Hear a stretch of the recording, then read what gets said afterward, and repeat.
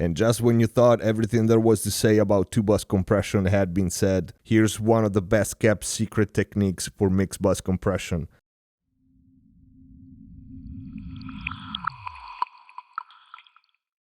Hello everyone and welcome back to Mixed Bus TV mixing and mastering tutorials on YouTube. I'm your host David, and in this video we take a look at something that I don't see talked about very often, and this is the external sidechain input on the two-bus compressor. What do you do with it? What happens if you feed something else other than your mix to your two-bus compressor? Hardware units have a physical input for this, but it's just as easy, if not more, to do it with plugins. Two-bus compression is such an endless and fun subject, but many new engineers don't even think about the possibility of feeding the two-bus compressor with anything but the mix the compressor is going to work on. We are talking about external sidechain compression here. If you're not familiar with sidechain compression, watch our video in the Ultimate Compressor tutorial. We have one in which we talk about the difference, very important, between internal and external sidechain. But what about this technique applied to two-bus compression? This has been a dirty little secret for many years back in the day. Not so much today, and yet I don't see this used so often. Let's take a look at some examples. What about feeding the vocal track to the external sidechain input of the compressor so that the compressor reacts to it, but it's still compressing the whole mix? Or what about a click track? Or what about the bass? Let's try all these options just for fun and just to show you how you do it, and let's listen to the results. Of course, I'm just using one mix here, and these techniques might not be the best choices for this particular mix, but these are just examples. I just want to give you some ideas to experiment with on your own. And you don't necessarily need to use one compressor only. Actually, when I do use this technique to feed my two-bus compressor with some other track other than my mix, I use two. And let's go to the mix. Here in this mix, I have the API 2500 as a two-bus compressor. It's triggered by the mix.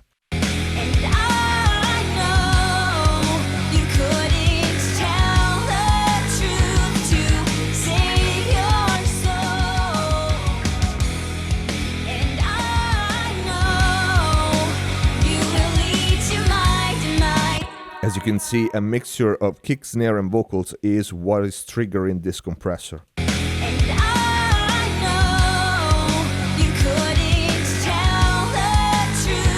So in this case, the example is I put a second two-bus compressor. Totally different character. In this case, I'm using the TubeTech CL1B by Softtube. And here you can barely see it because of the GUI is a little fucked up, but I am keying the compressor with the bus 23. And here I selected the sidechain instead of internal to external. And I send to bus 23 my vocal track. Pre-fader.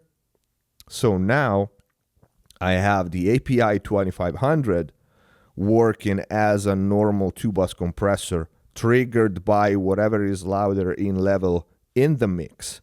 But the CL1B will apply compression, will apply gain reduction, only triggered by the vocal. Let's hear it.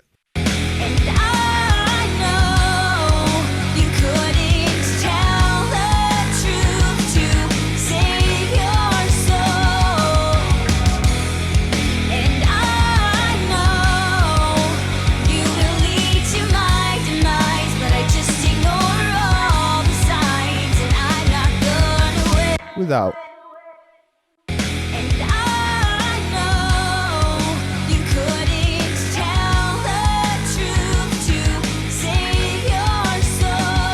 With.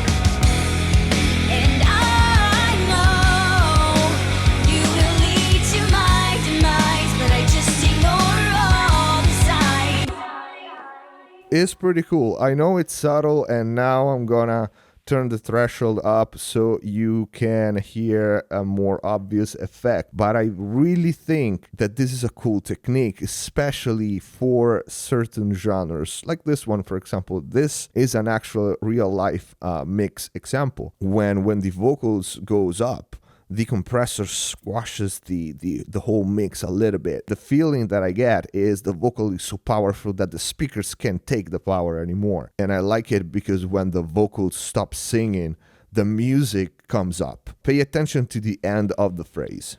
And I know you couldn't tell the truth to save your soul. Right there. When the vocals stop singing and there is the tom fill. Your soul. And I Without. your soul. And I know Again. your soul. And I With. your soul. And I Okay, like I said, it might be subtle, but is a nice movement, is very musical. Of course, you have to pick the right compressor. This is one of those situations in which what compressor you choose is important because it has to be musical. Let's try to exaggerate the effect. open up. I think the worst comes out. So it's better off that I believe in you. And I know you couldn't tell the truth to save your soul. Obviously, it's way too much like this, but it's just so you can hear it well.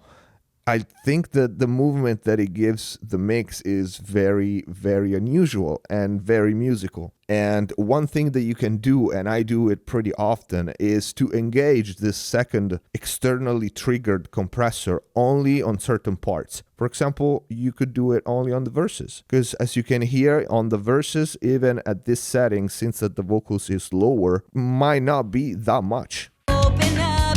I think the worst comes out. The music breathes when the vocal stops. It's pretty cool. Open up. I think the worst comes out. So it's better off that With. open up. I think the worst comes out. So it's better off that I believe in you. Let's go back to a more moderate level. And I know you couldn't tell the truth to save your soul. In the meantime, the 2500, the API, is doing its job as normal. Open up. I think Let's try with a click track and hear how that sound. open up. I think the worst comes out. So it's better off that I believe in you. And I know you couldn't tell the truth to save your soul. And I know open up. I think the worst comes out. So it's better off that I believe in you. And I know you couldn't tell the truth to save your soul. Of course, definitely not for this mix, but it's just to give you an idea. But for something like this, I wouldn't use the tube tech. I would probably use a compressor that has a more precise control over the release time so that I can put the release in grid with the song. Or we could try not a release on an SSL. Open up. I think the worst comes out. So it's better off that I believe in you. Which ain't half bad. And I know you couldn't tell the truth to save your soul. And I know open up. Let's go. And I know you will lead to my demise. This is why it's very important to find the right compressor for this kind of tricks with external sidechain.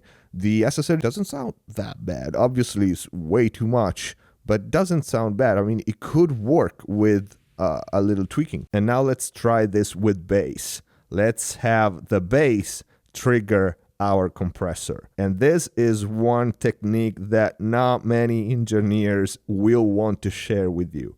Like I said at the beginning of the video, this might be one of the best kept secret for 2-bus compression. Let's send the bass to our SSL.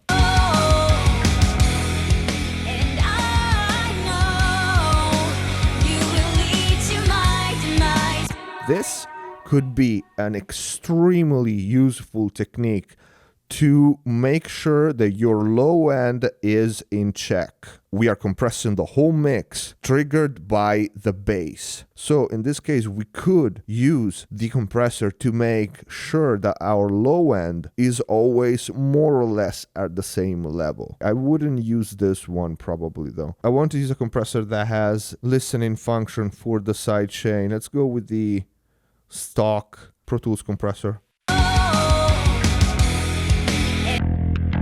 So this is the bass. This is what the compressor is listening to. And I want only the low end to trigger the compressor.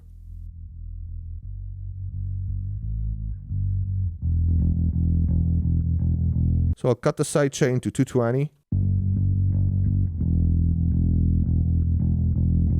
Ratio, let's leave it at 3.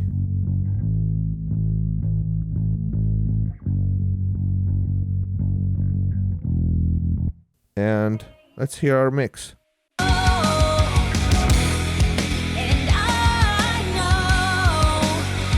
Without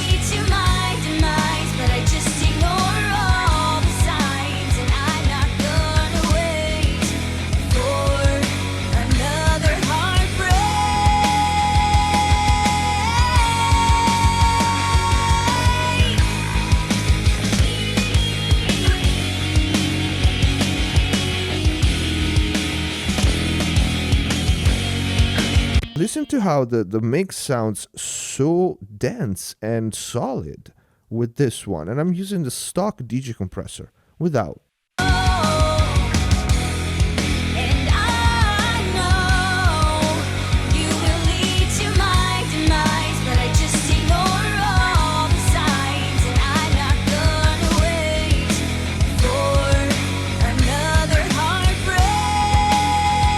Especially this part. Listen to this part with and without.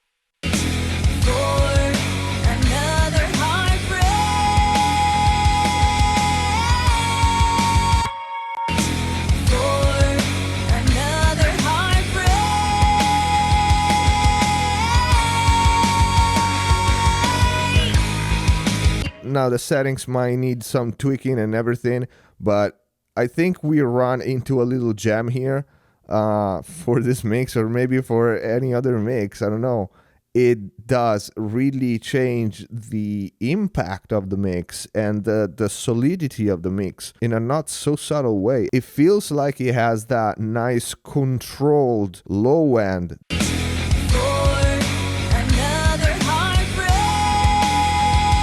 With